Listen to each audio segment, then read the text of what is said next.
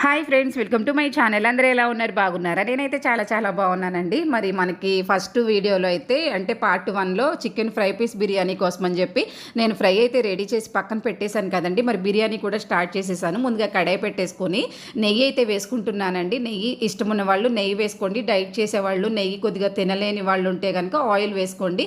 నాకైతే బిర్యానీకి నెయ్యి వేసుకుంటేనే ఆ టేస్ట్ అనేది చాలా బాగా తెలిసిద్దండి. నాకు బిర్యానీలో నెయ్యి అనేది ఖచ్చితంగా ఉండాల్సిందే.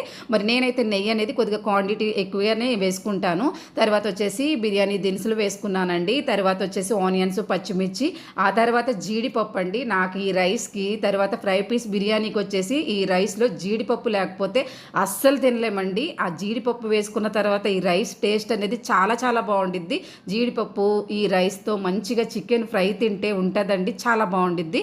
తప్పకుండా ట్రై చేయండి. వీడియో నచ్చినట్లయితే లైక్ చేసి షేర్ చేసి నా ఛానల్ని తప్పకుండా సబ్స్క్రైబ్ చేసుకోండి.